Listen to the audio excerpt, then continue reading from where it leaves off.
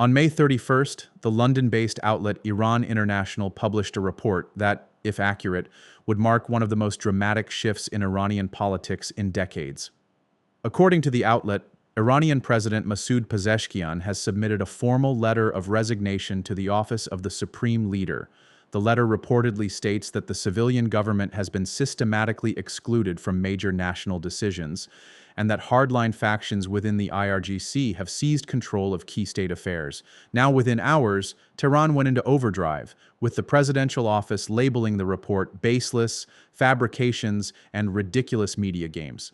But all of this is unfolding against a backdrop that is anything but normal, with Iran's actual supreme leader currently hiding underground and reportedly refusing to touch a telephone.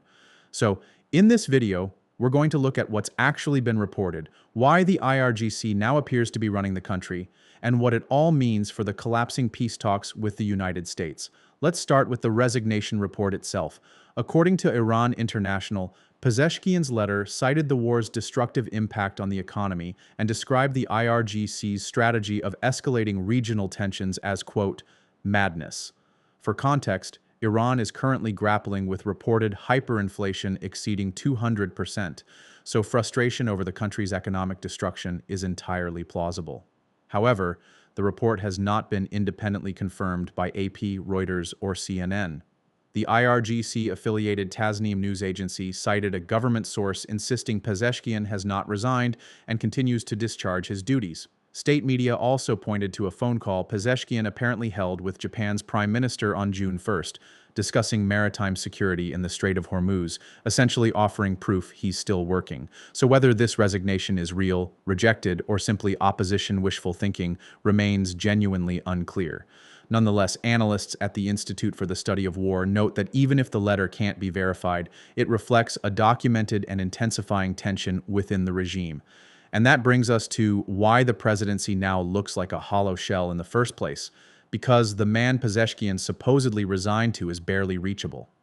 On February 28th, a joint U.S.-Israeli campaign designated Operation Epic Fury struck a leadership compound in Tehran. Supreme Leader Ali Khamenei was killed, along with roughly 40 senior officials, including the IRGC commander and the chief of staff of the armed forces. His son, Mojtaba Khamenei, was appointed the third supreme leader by the Assembly of Experts on March 8th, having himself been wounded in the same strike. Now here's where it gets remarkable. Mojtaba is not ruling from a palace. According to multiple intelligence reports, he is operating from an undisclosed, heavily fortified location, terrified of U.S. and Israeli signals intelligence. He has reportedly abandoned all electronic communication, no phones, no internet, nothing that could be traced. Instead, orders are passed through a labyrinth of trusted couriers, with the motorcycle detail confirmed across several sources. The consequence is that messages can take days to reach him and return, paralyzing the regime's decision-making at the exact moment it's at war. Even senior Iranian officials reportedly don't know his precise location, so that's the bizarre reality at the top of the Islamic Republic, a supreme leader so isolated that day-to-day governance has drifted elsewhere.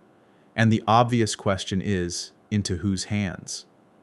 This brings us to the IRGC. Multiple analysts now describe the Guard as the regime's primary decision-making body, consolidating power behind what one assessment calls a pliant figurehead.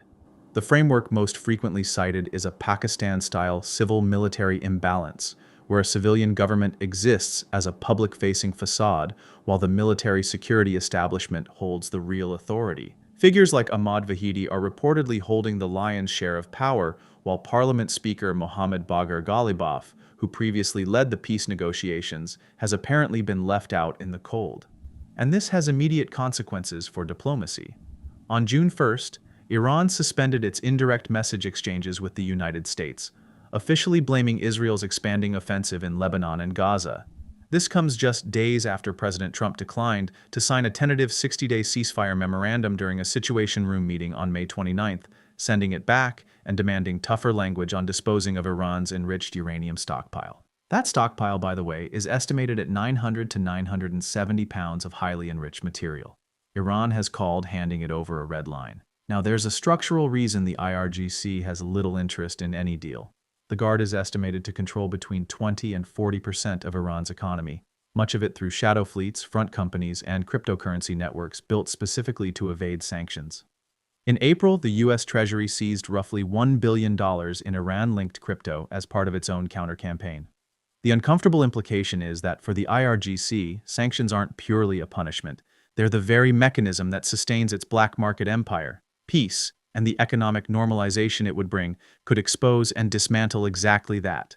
Ultimately, then, the picture is less a sudden coup and more a regime in serious fracture under wartime conditions.